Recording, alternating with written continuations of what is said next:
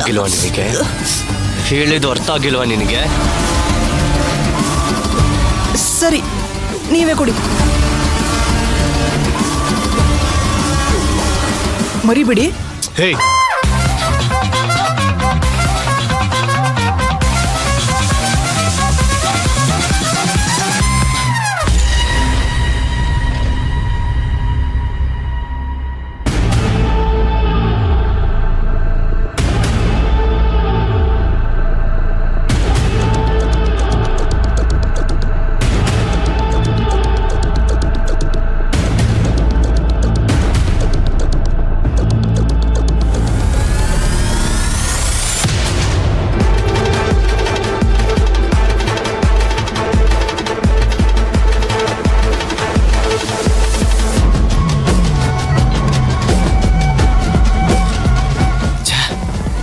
ಈ ಲೆಟರ್ ಕನ್ನಡದಲ್ಲಿದೆ. ಈಗ ಬಚಾವಾಗ್ಬಿಟ್ಟಿದ್ದಾನೆ. ಅಕಸ್ಮಾತ್ ಇದು ಲವ್ ಲೆಟರ್ ಅಂತ ಏನಾದ್ರೂ ಗೊತ್ತಾದ್ರೆ ಅವನ್ನ ಸುಮ್ಮನೆ ಬಿಡಲ್ಲ.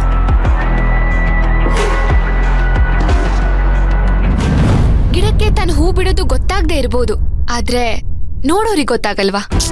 ತೀರಾ ಒಗಟಾಗಿ ಮಾತಾಡ್ಬೇಡ ಭಕ್ತಿ. ಅದೇನು ಅಂತ ಕರೆಕ್ಟಾಗಿ ಹೇಳು. ಇನ್ನು ಅದೆಷ್ಟು ನಾಟಕ ಆಡ್ತೀಯೋ. ನೀನು ಮರ್ತಿರ್ಬೋದೇನೋ, ಆದ್ರೆ ನಾನು ಮರ್ತಿರೋಳ್ ತರ ಇರೋದಿಕ್ಕಾಗಲ್ಲ.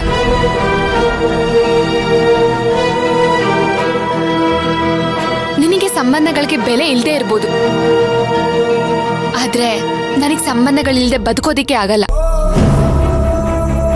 ಯಾಕೋ ನೀನ್ ಹೀಗ್ ಮಾಡ್ದೆ? ಯಾಕೆ ನನ್ನ ಹತ್ರನೇ ವಿಷಯ ಮುಚ್ಚಿಟ್ಟೆ? ನೀನ್ ವಿಷಯ ಮುಚ್ಚಿಡೋ ಅಷ್ಟು ಅಕ್ಕ,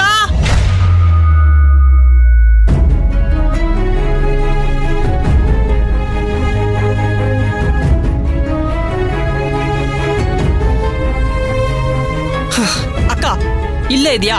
ಮನೆಯೆಲ್ಲ ಹುಡುಕ್ಬಿಟ್ಟೆ, ಹೇಳ್ಬಿಟ್ಟು ಬರ್ಬೇಕು ತಾನೆ? ಹಾ ಸರಿ ಸರಿ, ಬಾ ಹೋಗೋಣ.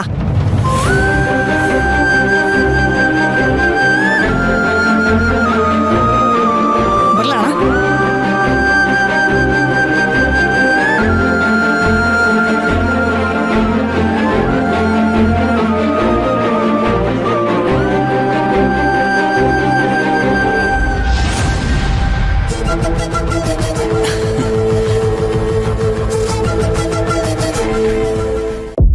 ನನಗೆ ಗೊತ್ತಿತ್ತು ನೀನ್ ಬಂದೇ ಬರ್ತೀಯಾ ಅಂತ.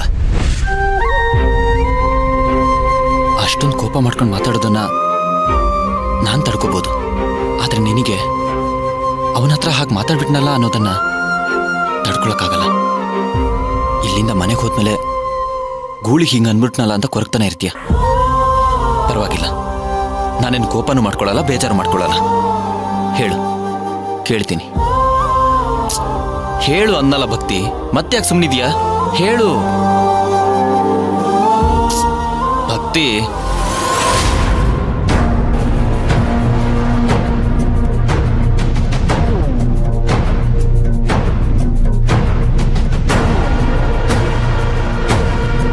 ನೀನಾ?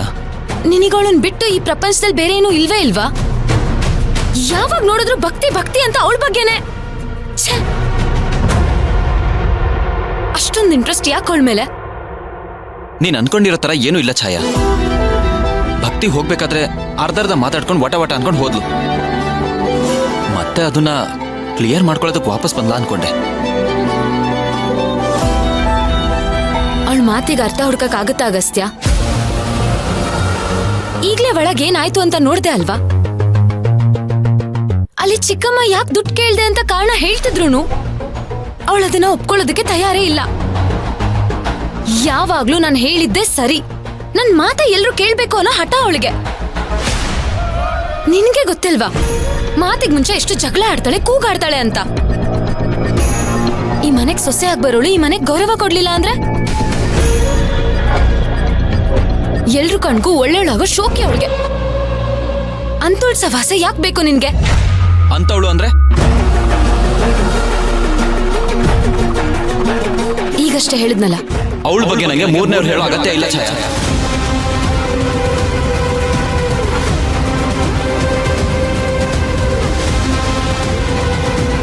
ಮೊದಲು ಯಾರ ಬಗ್ಗೆ ಏನ್ ಮಾತಾಡ್ಬೇಕು ಅನ್ನೋದನ್ನ ಫಸ್ಟ್ ನೀನ್ ಕಲ್ತ್ಕೋ.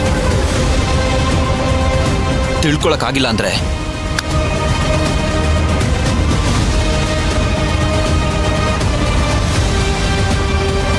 ಮಾತಾಡ್ಲೇಬೇಡ.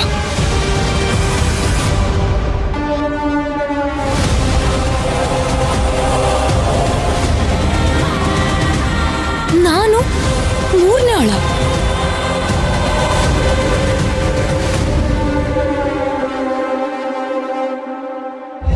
ಯಾಕೆ ಮಾತು ಬತ್ತೋಯ್ತಾ?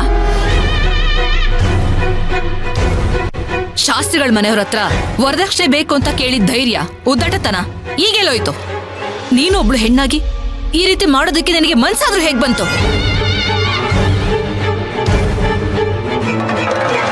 ಈ ಮನೇಲಿ ನಿನಗೇನ್ ಕಡಿಮೆ ಆಗಿದೆ ಅಂತ ನಾಚಿಕೆ ಬಿಟ್ಟು ಭಕ್ತಿ ಮನೆಯವ್ರ ಹತ್ರ ಬೇಡದಕ್ಕೆ ಹೋಗಿದ್ದೆ. ಸುಮ್ನೆ ಮಾತಾಡಿ ಯಾಕೆ ನಿಷ್ಠುರ ಮಾಡ್ಕೋತೀಯ? ನಿನ್ ಪಾಲ್ಗೆ ನಾನ್ ಮಾತಾಡಿದ್ರು ಮಾತಾಡ್ದೆ ಇದ್ರು ಕೆಟ್ಟವಳೆ ತಾನೆ. ನನ್ ಬೈಯೋದಕ್ಕೆ ಒಂದ್ ನೆಪ ಇದ್ರೆ ಸಾಕು ನಿನಗೆ. ತಪ್ಪಿಂದ ತಪ್ಪಿಸ್ಕೋಬೇಡ. ಪಲಾಯನವಾದಿ ನಾನಲ್ಲ. ಇಷ್ಟಕ್ಕೂ ನನ್ನ ಉದ್ದೇಶ ಅರ್ಥ ಮಾಡ್ಕೊಳ್ಳೋ ಮನಸ್ಥಿತಿನೇ ನಿನಗಿಲ್ಲ ಅಂದ್ಮೇಲೆ ನಾನ್ಯಾಕೆ ಮಾತಾಡ್ಲಿ? ಹೇಳು, ನಾನ್ ಮಾತಾಡ್ಲಿ ಅಂತ ಯಾಕೆ ಬಯಸ್ತಿದೀಯ? ಆ ಭಕ್ತಿ ಅನ್ನೋ ಮಾಯಾ ಜಿಂಕೆ ಮೇಲೆ ಕುರುಡು ವಾತ್ಸಲ್ಯ ಬಂದ್ಬಿಟ್ಟಿದೆಯಲ್ಲ ನಿನಗೆ. ವಿಷಯ ಬದಲಾಯಿಸ್ಬೇಡ. ಕೇಳಿದ ಪ್ರಶ್ನೆಗೆ ಉತ್ತರ ಕೊಡು. ಶಾರದಮ್ಮನ ಹತ್ರ ದುಡ್ಡಿನ ವಿಷಯ ಯಾಕೆ ಮಾತಾಡ್ದೆ? ಸಾಕು. ಅವಾಗ್ಲೇ ಯಾಕೆ ಅಂತ ಹೇಳ್ದೆ ತಾನೆ? ಮತ್ತೆ ಮತ್ತೆ ಮತ್ತೆ ಮತ್ತೆ ಅದೇ ವಿಷಯ ಕೇಳ್ತಿದೀಯಲ್ಲ. ನಾನು ನೀನು ಈ ಮನೆಗೆ ಮದುವೆ ಆಗಿ ಬಂದಾಗ ಉಟ್ಟು ಬಟ್ಟೆಲಿ ಬಂದಿದ್ವಾ ಹೇಳು? ಶಾಸ್ತ್ರದ ನೆಪದಲ್ಲಿ ನನ್ ಗಂಡನ್ಗೆ ಉಂಗ್ರ ಸರ ಅಂತ ಚಿನ್ನದಲ್ಲಿ ಮಾಡಿಸಿದ್ದು ಮರ್ತೋಯ್ತಾ? ನಾನ್ ಕೊಟ್ಟಿದ್ದು ಶಾಸ್ತ್ರಕ್ಕೆ ಸಮ ಅನ್ನೋದಾದ್ರೆ ಅವಳು ಹಾಗೆ ಮಾಡ್ಲಿ ಬಿಡು.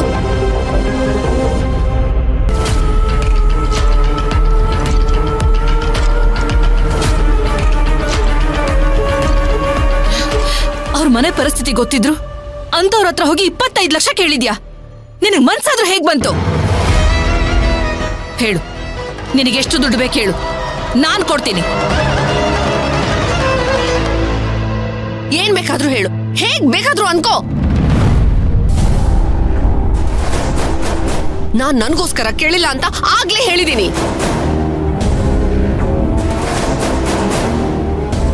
ಆಗ ಅತ್ತಿಗೆಮ್ಮ ಎಷ್ಟು ದುಡ್ಡು ಬೇಕು ಅಂತ ಕೇಳ್ತಿದ್ದಾರೆ. ಒಂದಿಷ್ಟು ಕೋಟಿ ಕೇಳೋದು ಬಿಟ್ಟು ಜಗಳ ಆಡ್ತಿದ್ಯಲ್ಲ ದಮ್ಮಿ. ಏನ್ ಬಡ್ಕೋಬೇಕು ನಿನ್ ಬುದ್ಧಿಗೆ? ನಾವ್ ಕೇಳಿದ್ದನ್ನ ಕೊಡೋದಕ್ಕಾಗದೆ ಇರೋಂತ ಗತಿ ಇಲ್ದವ್ರಿಗೆ ಇಂಥ ಶ್ರೀಮಂತರ ಸಂಬಂಧ ಆದ್ರೂ ಯಾಕೆ ಬೇಕು? ಅವ್ರಾಗೆ ಸಾಕು. ನನಗೂ ಅದೇ ಮಾತು ಕೇಳಿ ಕೇಳಿ ಸಾಕಾಗಿ ಹೋಗಿದೆ. ನಿನಗೆ ಈ ಕಹಿ ಸತ್ಯನ ಅರಗಿಸ್ಕೊಳ್ಳೋ ಶಕ್ತಿ ಇಲ್ಲ ಅಂದ ಮಾತ್ರಕ್ಕೆ ನಾನ್ ಹೇಳಿದ್ದು ಸುಳ್ಳಾಗಲ್ಲ.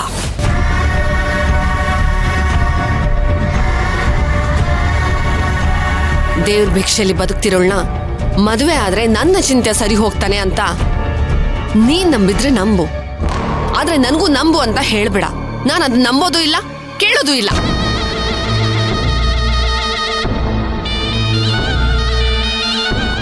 ಅಕ್ಕ, ನನ್ ಮಾತ್ ನಂಬೆ. ನಾನು ಇದನ್ನೆಲ್ಲ ಮಾಡ್ತಾ ಇರೋದು ನಮ್ಮ ಚಿಂತೆಗೋಸ್ಕರನೇ. ಯಾವತ್ತಾದ್ರೂ ಆ ಭಕ್ತಿಗೆ ನನ್ನ ಚಿಂತಿನ ಬಗ್ಗೆ ಜಿಗುಪ್ಸೆ ಬಂದ್ರೆ ತಂತವ್ರ ಮನೆಯವರು ಕಷ್ಟಪಟ್ಟು ತಂದಿರೋ ದುಡ್ಡು ಅವನ ಹೆಸರಲ್ಲಿದೆಯಲ್ಲ ಅಂತ ಅವನ ಜೊತೆ ಇರ್ತಾಳೆ. ತಮ್ಮಿ, ಆಹಾ, ಏನೇ ನೀನು, ಶಭಾಷ್.